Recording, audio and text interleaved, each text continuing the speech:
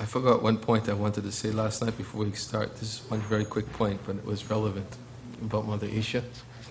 For those who are here, we were speaking about Mother Isha in the beginning of our talk last night. I just wanted to add this one point that I also observed the day I was there. When I first arrived, I came in, sat down, she was just finishing eating. And she definitely remembered me, she smiled. Oh, Niranjana Swami. We sat down, we started talking, I asked her how she was. And while we were talking, one of the hospital workers, I'm not sure her post, but she didn't seem to be like a doctor or a nurse, but she was someone who was working in the hospital. And she recognized Isha. She came over, asked her, where she was from. And Isha had a very serious look on her face, and she said, "Do you mean my home?" She said, yes, I'm asking, where do you live?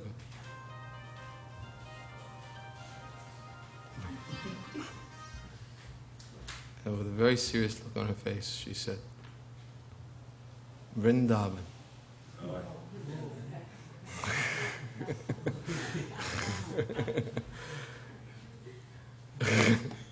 And the woman looked at her, and I can't remember exactly what she said. It was something like, Wisconsin?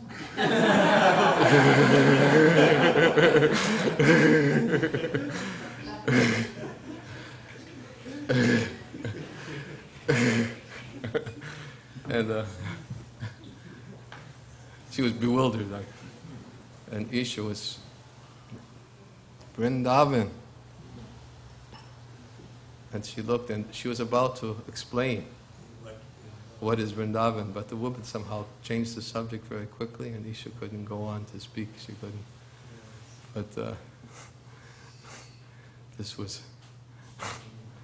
is quite relevant because it's also, I think it's in connection to what we're going to be speaking about tomorrow, is where she should go. Of course, she's going to Goloka. That we don't decide. That's already been decided.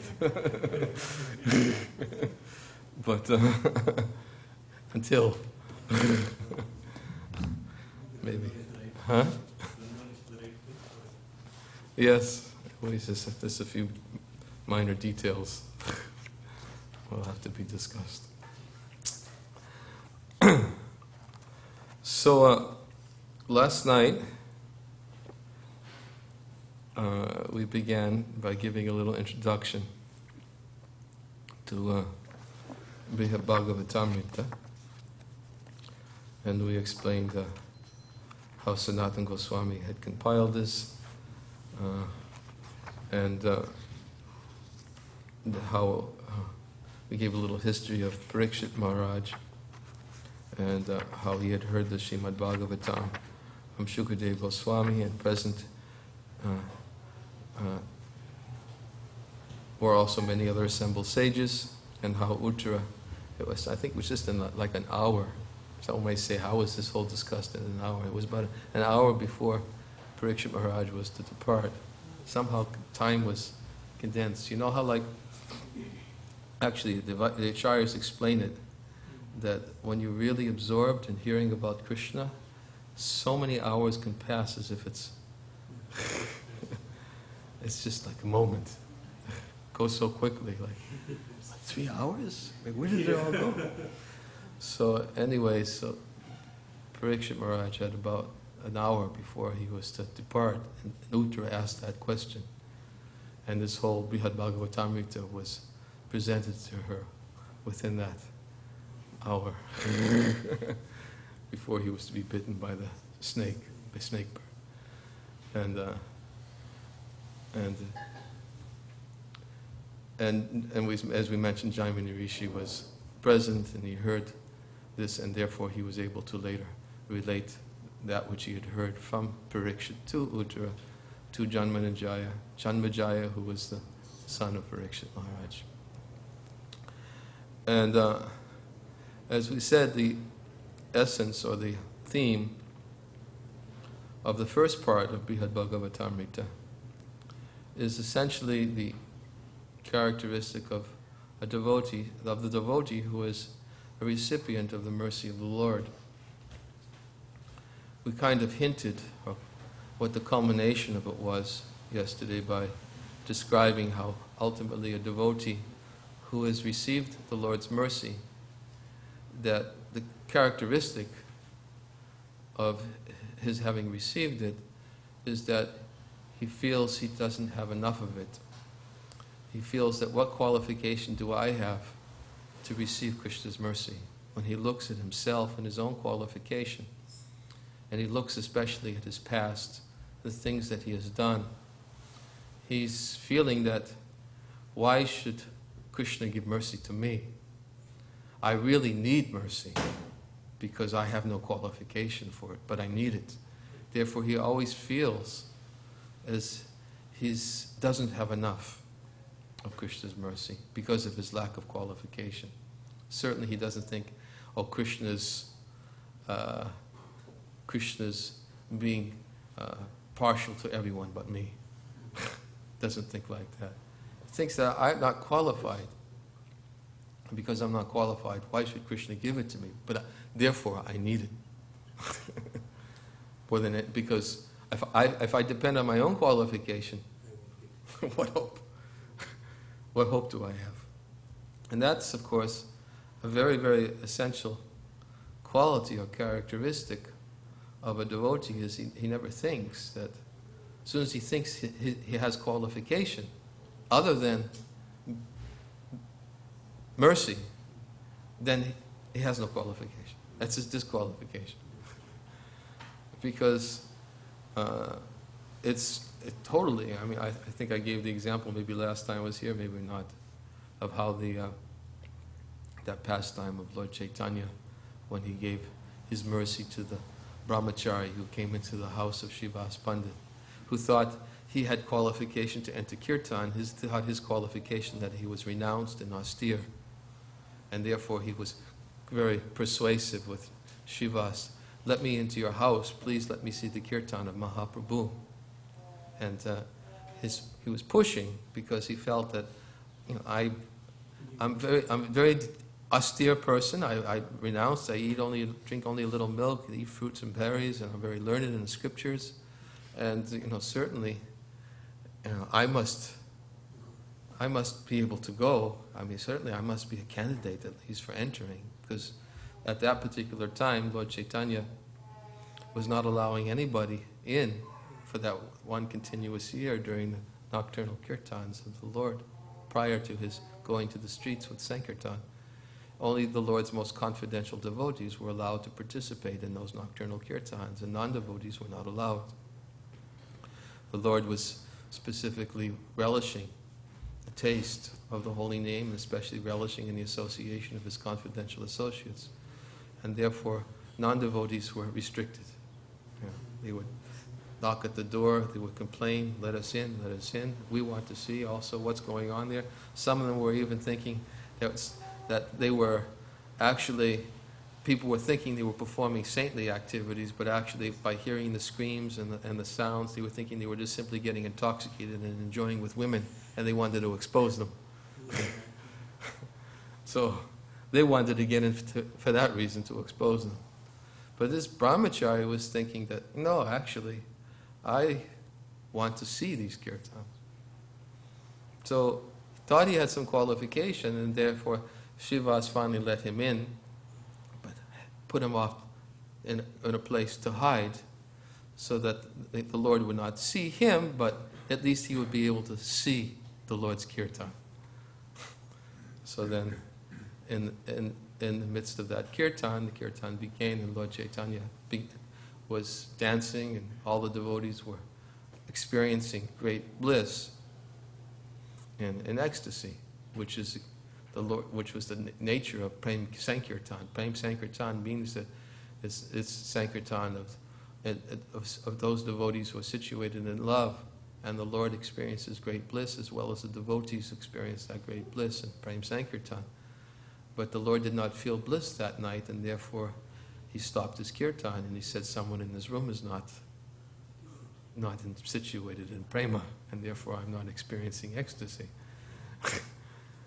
And then Srivas, because Srivas had allowed him, Srivas felt he had to speak up right away because he would be held culpable. So he said, but actually he's very austere and he's very renounced, and he was trying to describe the qualification for the person he allowed in. And Lord Chaitanya began speaking very strongly and chastising the brahmachari. He says, what qualifications does he think he has for seeing this kirtan? Does he think that simply by drinking milk and eating wild roots and berries, that's sufficient qualification? So then he gave the qualification, of course, is one who fully takes shelter of me. He says, even if a sannyasi, although he may be renounced, but if he does not take shelter of me, he will not get my mercy. Whereas one who is born of a low family, low birth, but if he takes shelter of me, certainly he becomes qualified for all mercy, because he's taken shelter. And that symptom of taking shelter is that the devotee has taken shelter completely of the Lord and does not think of himself as being qualified, but he thinks that I'm taking shelter of you because I'm in need of mercy. And if you don't give me mercy, I have no hope. What hope do I have on my own qualification? So when the brahmachari heard this whole description, his consciousness changed. And he was thinking how fortunate I am. I was an offender. Previously I was thinking I had been qualified. But now I can understand I have no qualification. But the Lord was so kind that due to my offenses, still He has given me His mercy by chastising me in this way. So the brahmachari just stood out and decided that he would leave because the Lord did not want him present. But then, because the Lord, being all pervasive super soul, understanding his heart, could understand now he's qualified. So as the brahmachari was about to leave, the Lord told him to stop at the doorway and said, come back here. And then the Lord placed His lotus foot on his head and said, do not ever think again that your so-called qualifications were qualifications for my mercy. And he said, this is not the criteria. Only those who take shelter of me qualify for my mercy. And said, therefore, do never think like this again. And then the Lord immediately allowed the kirtan to begin, and the brahmachari took part in the kirtan as an associate of the Lord. So, it's an example which illustrates, again, this point about how the devotee does not think himself to be qualified in any way, but fully dependent upon the Lord's mercy. And therefore thinking that if I look at my past, especially my past activities, what I have done, persons I have mistreated, and persons I have offended, attachments that were there within my heart, and my lack of love for Krishna. If I look at all these things, then I realize that I have no qualification on my own. Therefore, he's always thinking, I need more mercy, because he can't do it any other way. So that's one of the characteristics for a devotee who always feels like that, not in a self-indulgent way, but in a fully dependent way. Then that's a symptom of actually of having received the mercy of the Lord. The first is that one does not feel he has enough of the mercy. The second, he feels that he doesn't do enough to serve the Lord. There's always more he can do. He's never satisfied with what he's done. He doesn't sit and rest on his laurels or pedestal thinking, what I've done. But he always thinks that I've not done enough, and therefore I need to do more. And this is also another characteristic. Sanatana Goswami explains that these three stages, first the stage of I don't have enough mercy, the second is that I've not done enough to serve the Lord, and the third is that I don't have enough love for the Lord. These are characteristics of the neophyte, the middle stage devotee, and the very advanced devotee. The neophyte devotee needs mercy. He needs mercy, and because he thinks like that, he becomes qualified for mercy. At a more advanced stage, like the Madhyama, he needs service. He needs bhajan. He needs to be absorbed in bhajan and meditation upon pleasing the Lord, and therefore serving the Lord and satisfying the Lord in this way. Therefore, he thinks he doesn't have enough service. Whereas those who are situated on the highest platform, they don't think they have enough love, because they always want to taste the prema. Taste the prema, which is, of course, not because selfishly taste. That's not the desire to taste pure love, the desire to taste the pure holy name. The Lord, as Bhaktivinoda Thakur describes in the Harinam Chintamani, is not a material desire. Because the only way that one can actually taste prema is if one actually has love.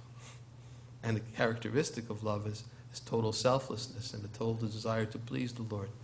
So that he becomes very more advanced devotee. He wants to increase his love. And therefore, this is the characteristic or symptom of one who's received mercy, is that he has these thoughts. And the whole story of the first part of Brihad Bhagavatamrita describes how it begins, actually, as we said, first Parikshit Maharaj is relating to his mother, and he speaks to him about different categories of devotees. And he speaks about how once there was this devotee, he was a Brahmin, and he was a very elevated Brahmin.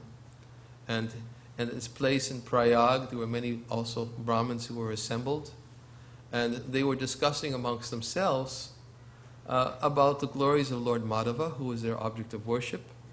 And they were discussing about, among them, saying to each other that you've been the recipient of the mercy of the Lord.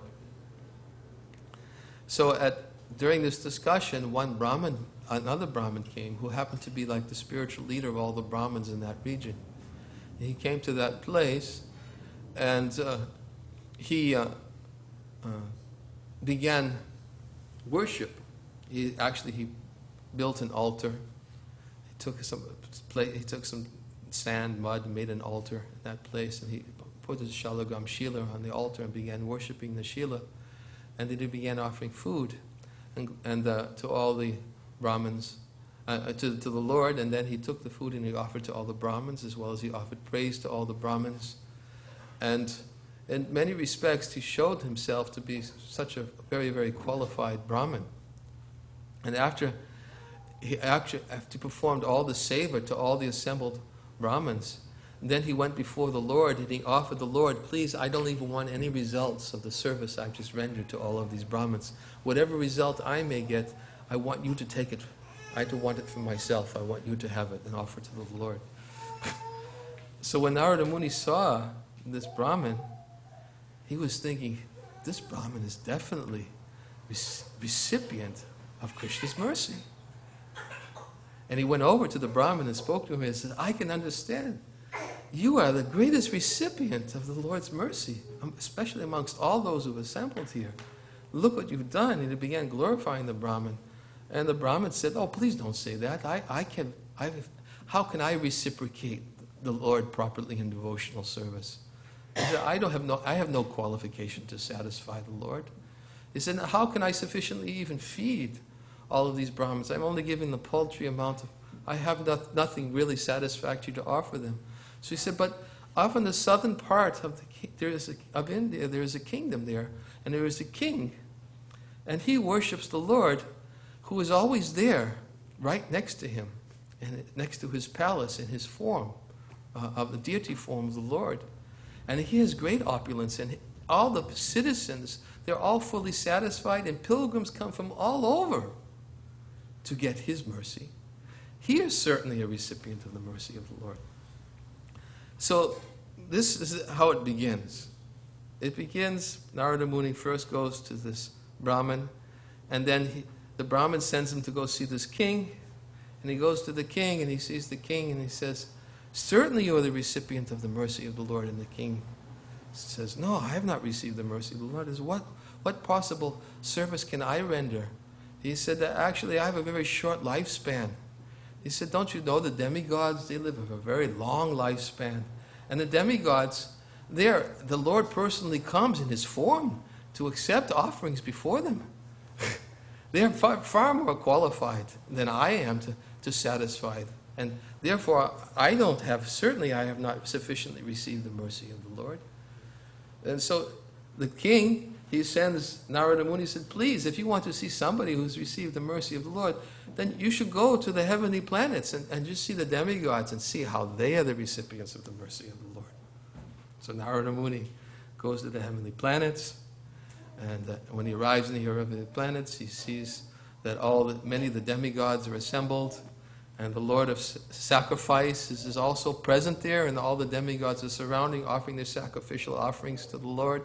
The Lord is accepting their sacrificial offerings, and then he sees, sitting next to the Lord on a throne is Indra. And he told this king, told him to go, you go to Indra. So he went to Indra. And then when he saw Indra, he began glorifying Indra. And he's accepting your offerings of sacrifices. Not only that, but the Lord became your younger brother. Upendra. He became your younger brother, his Vamanadev. And because he took birth as the son of Aditi, who is the mother of the demigods. And in so many respects, he began glorifying Indra. And then Indra, after hearing all these things, he became very disturbed. He said, oh, what are you saying? I have not received mercy of the Lord. And he began to describe all his different explanations of how he had not sufficiently received, and the things that he had done, the disturbances he created for the Lord by creating such a disruption in Vrindavan and invoking the Samvartaka clouds. And then I'm envious, and how could you say look at that, look at the offenses I've committed. He says, but if you want to see somebody who's received the mercy of the Lord, then you should go to Brahma, your father. He is all the demigods. They go to him. They worship him. He is the master of the universe, the grandfather of the universe. He has received all the mercy of the Lord, not me. So after hearing all this from Indra, then Narada Muni goes off to see Brahma in Brahmaloka.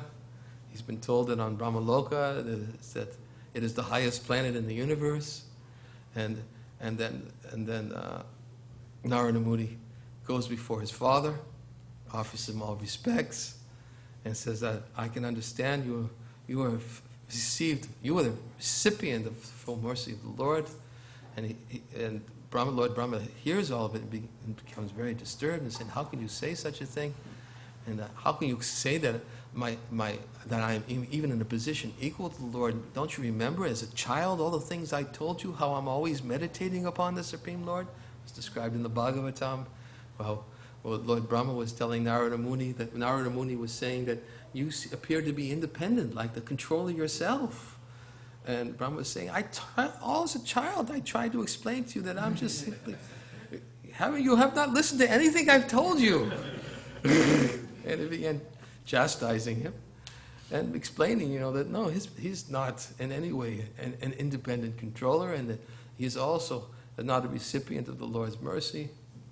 And then he says, if you actually really want to see somebody who's received the Lord's mercy, then you should go and you should go see Lord Shiva. Because I've committed so many offenses to the Lord, but the Lord will always excuse any offenses even committed by Lord Shiva. He said, but he has no right to, I'm not qualified to be excused for the offenses I committed. Then he began to describe how he stole all the cowherd boys. And I thought how he thought he was more powerful. He became puffed up and taking the cowherd boys away from the Supreme Lord, and gave so many other descriptions. So then Narada goes off to Shiva Loka. Lord Brahma tells him where to find Lord Shiva, who is there with Parvati. And he goes before Lord Shiva and says, "Oh, I can understand. You've been the recipient of the mercy of the Lord."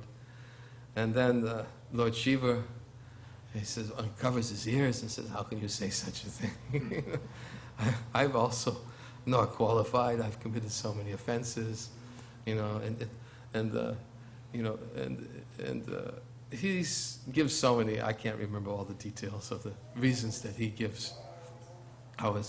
Essentially, though, as we're going from one person to the next person, as we'll go from Lord Shiva, and Lord Shiva, after he describes his lack of qualification, he is always displaying his humility.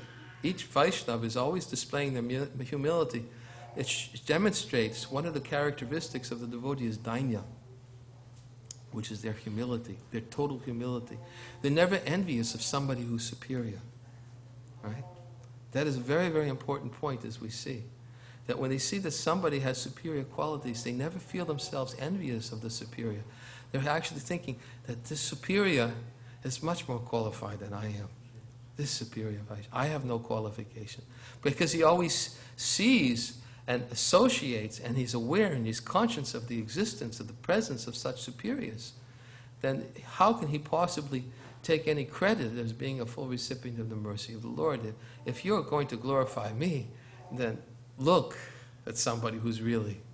This is dainya, this is humility. Yeah? Essential quality of a Vaishnava. So Lord Shiva, he began to describe to Narada Muni about his own lack of qualification. And then Parvati, she had to speak up and began speaking about, because he was suggesting going to, I guess, Vaikuntha Loka. And Parvati began to speak about Shri, the goddess of fortune. And began glorifying her, how she's always residing, always there with the Lord. And then, so therefore you should go to Vaikuntha. And then, just as Narada Muni was off to go to Vaikuntha, Lord Shiva called him aside, and he didn't want Parvati to hear, because he didn't want to think that he was slighting the goddess of fortune. Because Parvati, she's actually the expansion of the goddess of fortune, and she's a woman. So he called Narada Muni aside and said, actually, there's even somebody greater than the goddess of fortune. And if you really want to find this, you should go to Sutala, where Prahlad Maharaj is residing. And the Lord considers Prahlad Maharaj, even somebody who's far greater than himself. So after Lord Shiva told Narada Muni about Prahlad, then Narada Muni went off to Sutala to see Prahlad. Then, of course, he began describing Prahlad's qualifications, how Prahlad was so pure, was so merciful, that even the goddess of fortune and all the demigods, Lord Shiva, Lord Brahma, they all tried to pacify the Lord, but the Lord never became pacified. It was only Prahlad, when Prahlad began offering his prayers, that the Lord finally became pacified, and the Lord accepted Prahlad, took him on his lap, and then Prahlad began describing his own qualifications. What qualification? Don't you know that I was born in a demoniac family? That's my qualification. Look at I took birth in a family of demons, And then he began to describe so many of his other lack of qualifications. He says, there's no proof, there's no evidence. I've not received sufficient mercy of the Lord. But if you really want to find somebody who's received the mercy, then you should go to Kimpurusha Loka, and you should speak to Hanuman. He's definitely someone who's actually received the mercy of the Lord.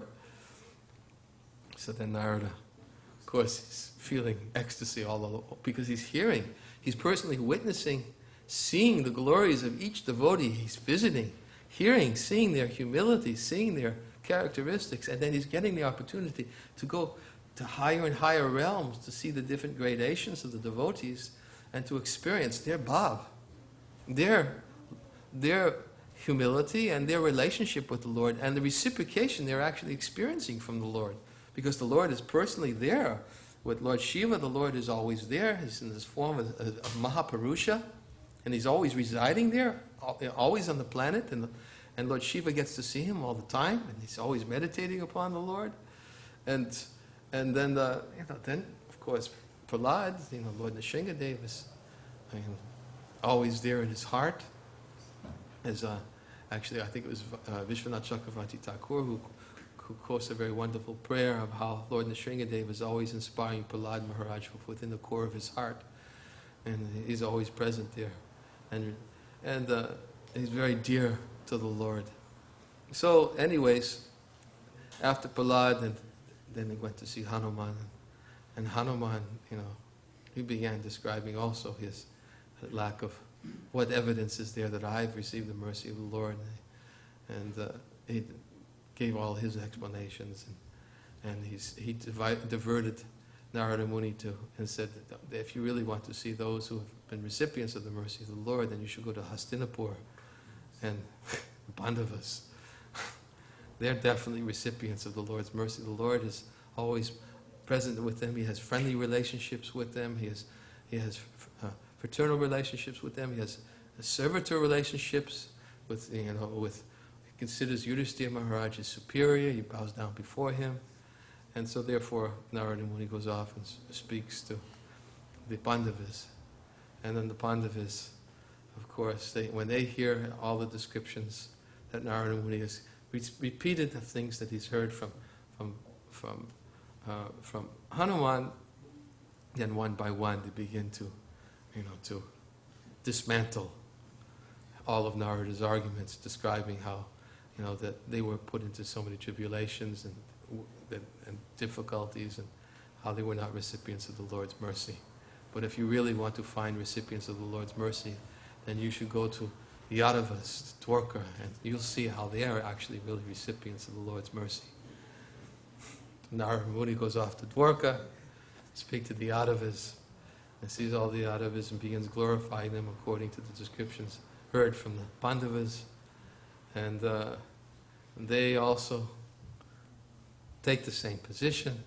They said, don't you know that actually the Lord is the most dearest member and Dwarka of the Lord, who the Lord is always very intimately accepting, who is serving and accepting service from, and is keeping as a confidential advisor, is Uddhava. You should go see Uddhava. So this takes us to this chapter that I wanted to begin reading. As I said, I wanted to begin reading from chapters 6 and 7, which is a description of what happens when Narada goes to Uddhava and this is the real, where everything really intensifies. I'm going to go back and actually give more details, but I'm a little bit limited. I don't know how many classes I'll give, and I wanted to try to get to the real essence, the essence is there on all the pages of Brihad Bhagavatamrita. As you'll see at the conclusion, the essence is that each devotee has received the Lord's mercy, and the Lord himself will disclose this directly to Narada. And he'll describe how but although there are different gradations of excellence between the devotees, they're all on the platform of excellence. They're all pure, unalloyed, and the Lord is fully reciprocating with them according to their desire. But if one examines according to the different gradations of excellence, one will find that the residents of Vrindavan, and specifically the gopis, and specifically the topmost of Srimati Radharani, they are topmost in their excellence and having received the mercy of the Lord. And the Lord will explain all this himself to Narada in his own words. Not only will he explain it, but before he explains it, he will demonstrate it in the most profound way that brings tears to your eyes. The most profound way he demonstrates how the residents of Vrindavan are receiving the Lord's mercy and how they've captivated the Lord and the Lord reciprocates. That is the whole description that is in chapters 6 and 7, of which we'll begin reading, I guess, in our next class. because it's already 7 o'clock and time for Arti. So I wanted to give a little foundation, and then we'll start reading and we'll give some explanation. But it's important. It is, as we said, and we quoted Srila Prabhupada yesterday as saying that anybody who wants to know about the devotee, the Lord in devotional service, he must read this book, Brihad Bhagavatamrita. The devotee, the Lord in devotional service. It's all the highest truths, the topmost siddhanta is all disclosed and revealed by the Lord himself, and of course by his devotee Narada Muni, who personally witnesses and gets the opportunity to hear from the mouths of the Lord's devotees how they consider themselves without sufficient love, without satisfying the Lord sufficiently in service, and without being qualified for mercy, but in need of so much more than anything they've already received because of their lack of qualification. So, and this, at least as we said, is for those who are on the beginning stages of devotional service. Understanding this principle is a very essential quality that brings us to a higher stage, as I was explaining to one devotee today and previously to another devotee in a correspondence. I was explaining that if a devotee actually looks at his own life, things that he's done with impure motives and seen impure motives within his own heart, and has seen offenses that he's knowingly or unknowingly committed to others, who's seen anarthas or tendency for pride or anything that inhibits his devotional service to the Lord. If he is genuine in his heart and he sees these things, then one qualification for coming to a higher stage is to sincerely to beg the Lord for forgiveness and repent. And if a devotee actually thinks in that way, then that's actually his beginning qualification for coming for a higher stage. The Lord is very merciful and very kind, and he understands the heart and he understands the motive of a devotee. And because he doesn't like to see his devotee suffer, when a devotee voluntarily suffers by voluntarily accepting this mood of repentance, and he chants the holy name of the Lord, praying in this way, then he may begin to experience some emotion. That I've done something wrong, and I was impurely motivated, and I've done. And he may feel some emotion. This emotion is not necessarily it's not transcendental emotion. It's not. But it is actually what it is. It's repentance, which is the first step. It's the qualification to coming to a higher stage of experiencing transcendental experiences. And it's the necessary step if one actually wants to come to tasting and relishing the holy name of the Lord. If he actually wants to come to the platform of offenseless chanting, in order to get there, is to first, clear these things from his heart. So, as soon as he thinks, artificially, he thinks that he's qualified, and if he doesn't look at the things that he's done in the past, and if he doesn't accept that any state that I'm in now is not my own qualification, but is a result of the mercy of Vaishnavas, if he doesn't see it in that way, then he can't go farther. He just cannot go farther. And therefore the Lord will within his heart will have to teach him in such a way to show him, that we're always dependent, like we gave the example of Valavabhata last night, and how Lord Chaitanya, the Lord acted in such a way to bring him to a platform of humility and to show him, no, how can you think that you're beyond You are always dependent upon mercy. I'm dependent on mercy. You are also dependent upon mercy. You're not beyond these qualified Vaishnavas. So this is how we can, in this sincere state of repentance, this is how we can actually come to a higher stage of chanting and actually begin tasting, relishing the bliss of chanting the holy name. We can actually, and when one actually chants with a sincere mood, then what happens is that one feels so much relief by this prayer and by chanting that he begins to experience that I have to chant more constantly, because I can see the difference between my state of consciousness when I'm not chanting and my state of consciousness now when I'm chanting. And the state of consciousness that I have right now in this mood is so superior to the state when I'm not chanting. I should continue chanting. I should be chanting more. I'm not chanting enough. And therefore, when he begins to think in this way, every opportunity he gets, he wants to chant more. And then what happens by chanting more? Then the Lord within his heart becomes pleased by his desire to chant more, which is actual service to the Lord. The Lord becomes pleased by his desire to increase the service to the Lord, and he gets help from within. The Lord helps him. So, therefore, these examples that are given here are to illustrate, especially for those who need to get past this stage, anartha nivriti, who need to get past the stage of offenseless chanting of the holy name of the Lord, that if they actually want to come to a more elevated stage of chanting, then dainya, humility. Without humility, not false humility, not the type of humility that we want to display for the sake of being recognized as a humble devotee.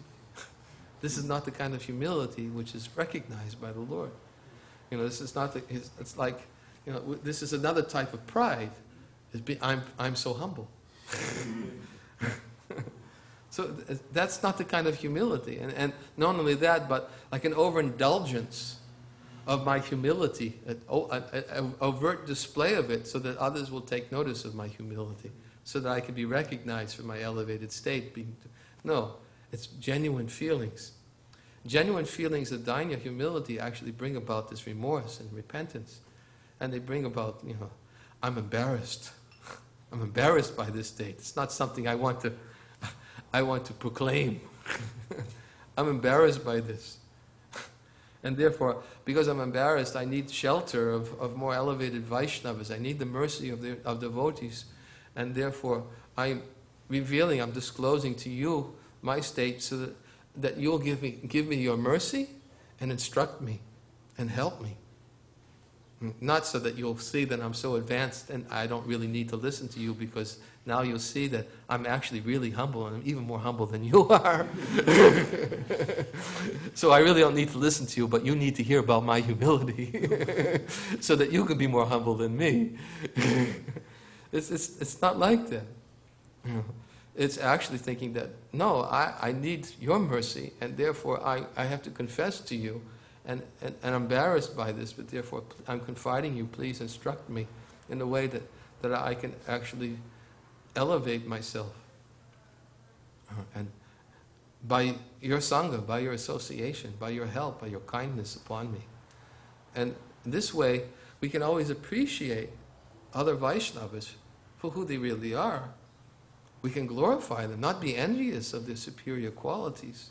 Just as every one of these Vaishnavas will say, So, anyways, then this brings us to this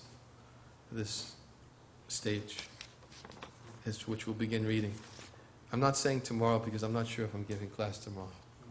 Forgive me. Because although I am definitely giving a lecture on Sunday, I don't know if I'll speak on this topic on Sunday. I'll see. Depends. But it's probably best to continue this topic with those who've already heard previous. So I may not continue speaking on this on Sunday, but I'll be here next week. Continue more classes if I don't give class tomorrow. Next week on these chapters 6 and 7 of the first part of Brihad Bhagavatamrita.